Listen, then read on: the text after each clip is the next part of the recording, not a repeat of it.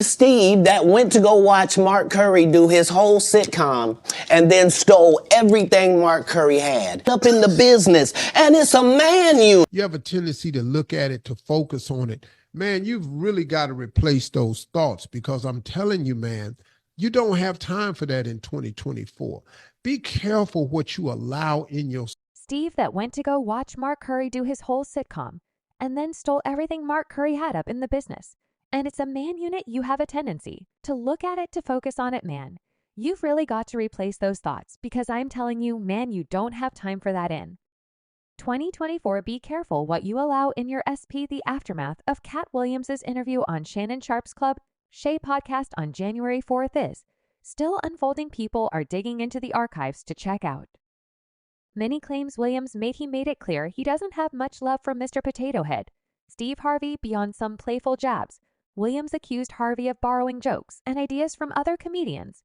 Surprisingly, the interview also revealed that Harvey used to wear a man unit, something many didn't know until now. Harvey didn't stay quiet about these accusations and responded. Even comedian Godfrey gained attention with his viral impersonation of Harvey addressing Williams' comments in a funny vid.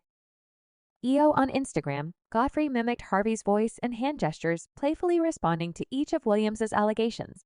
That's Shutu. Following the interview, some suggest Harvey is involving others to avoid blame for future issues. According to Williams, Harvey is worried about more secrets being exposed. Williams has become a whistleblower, exposed hidden realities in Hollywood.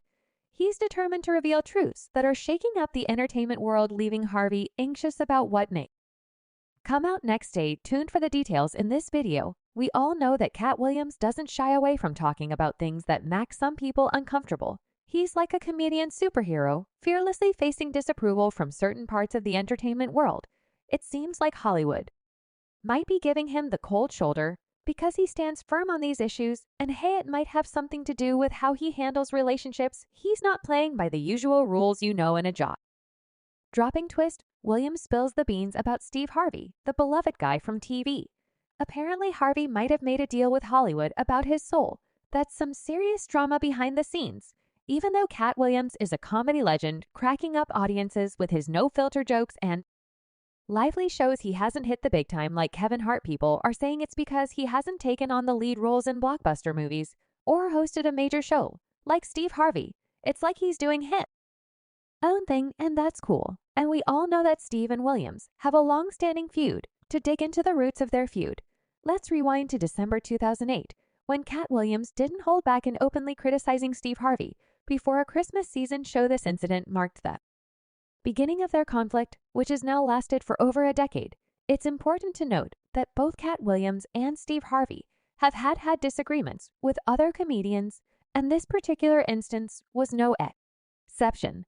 The feud's genesis can be traced back to a bold challenge issued by Katt Williams, claiming that he could outshine Steve Harvey and become the king of comedy. This challenge was thrown out there just before a New Year's Eve show where both comedians were headlining, setting the stage for their ongoing conflict. The conflict escalated further when Jamie Foxx got involved working as a radio host. At the time, Fox played a clip of Katt Williams dissing to Harvey, like adding fuel to the fire. Williams misses anticipating their joint comedy gig, apologizes in advance, hinting at some comedic showdown on the night of the event. Katt Williams took the spotlight and didn't pull any punches. He aimed several jabs at Steve Harvey's comedy reputation, playfully poking fun at his clothes and hair. Williams delivered sharp and humorous remarks about Harvey, suggesting that Harvey didn't want any part of the comedic challenge. Oh, no parts of this in any way, Shap. This is some other, I don't know why he came out here. All this money I spent on, contrary to Steve Harvey's image as a devoted family man. Katt Williams reportedly sees Harvey as a charlatan hiding his true self behind a carefully constructed facade. Opinions about Steve's comedic prowess vary, adding complexity to their relationship dynamics and influencing public perceptions of Harvey's image. The feud continues to be a roller coaster of verbal sparring and contrasting perspectives. Williams claims Harvey's got some undisclosed stuff in his past, including rumors of not treating his staff so great. There have been persistent rumors that Harvey's talk show staff got the short end of the stick, especially after the show moved to Los Angeles. Allegedly, Harvey sent out a controversial memo with demands usually associated with tour writers, adding, More fuel to the tension between the two comedians in this leaked memo. Harvey basically said, "Don't approach me unless I ask you." T defended it by saying he just wanted some more free time, but William S. and Harvey have a long history of not getting along. Katz got some legitimate gripes back in 2015. Harvey faced a lawsuit for allegedly backing out of leasing a private jet after spending over $400,000 on renovations, reportedly at Harvey's request. And it's not just about private jets. Williams claims Harvey stole the premise of his show, The Steve Harvey Show, from comedian Mark Curry. Show Hanging with Mr. Cooper Williams also took a swing at Harvey's acting skills, challenging his claim that he didn't want a film career. According to Katt, Hollywood isn't looking for a guy who talks funny and looks like Mr. Potato Head when it comes to fellow comedians like Cedric the Entertainer, Steve Harvey, and Ricky Smiley Williams. Doesn't mince words on the Club Shay podcast. He called them a gang who shared secrets and spread untruths about him. Williams accused Cedric of stealing one of his best jokes, and in the late 90s essay joke, he also performed on BET's Comic View, according to Williams. This isn't just any joke. It's his very best and closing joke from 1998. Here's Steve Harvey. "Don't do stand-up no more, Cedric doesn't." T. Wright, "I'm sorry he doesn't write Ricky smiling." However, Steve Harvey is no shrinking violet in his narrative. He robustly refused Williams's allegations, dismissing them as revisionist history with a career spanning over 40 movies and significant contributions to the industry. Harvey asserts that reducing his career to one joke is an oversimplification. His resilience in the face of Williams's accusations and his emphasis on the breadth of his achievements provide a counter-narrative to Katt's claim. But the drama doesn't stop.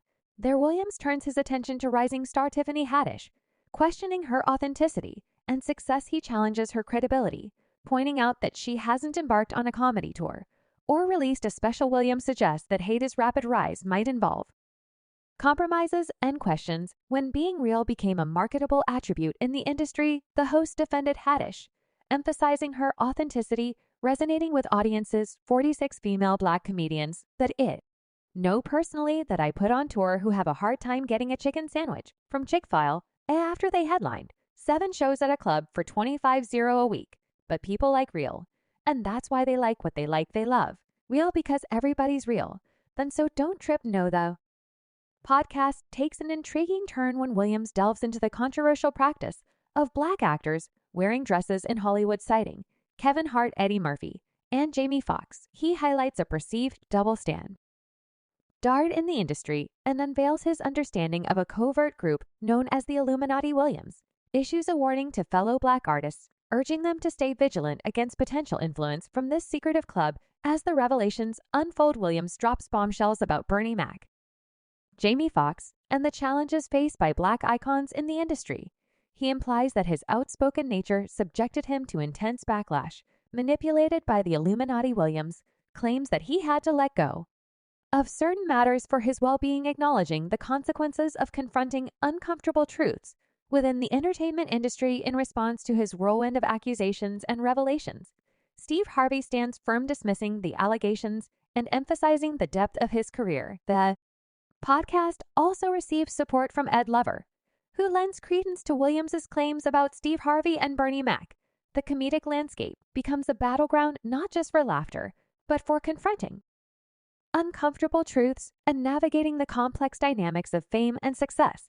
The clash between Katt Williams and Steve Harvey becomes a microcosm of the larger tensions within the entertainment industry, where authenticity, influence, and the pursuit of truth collide in a comedic storm amidst the chaos. One cannot help but reflect on the broader implications of these conflicts, shedding light on the challenges faced by Black artists in an industry where success often comes at a price. The intersection of race, authenticity, and power dynamics becomes a focal point of this narrative, prompting audiences to question the dynamics at play behind the scenes. As the spotlight shifts from one revelation to another, it becomes apparent that the world of comedy is not just about making people laugh. It's a complex arena where personal vendettas, industry politics, and genuine concerns intertwine, creating a narrative that goes beyond the stage. In conclusion, the ongoing feud between Katt Williams and Steve Harvey is not just about two comedians at odds. It's a reflection of the intricate dynamic within the entertainment industry. The podcast revelations provide a window into a world where success, authenticity, and power are deeply intertwined, leaving audiences to ponder the complex and often tumultuous journey of those who seek laughter in the spotlight. And while we wait for more updates, make sure that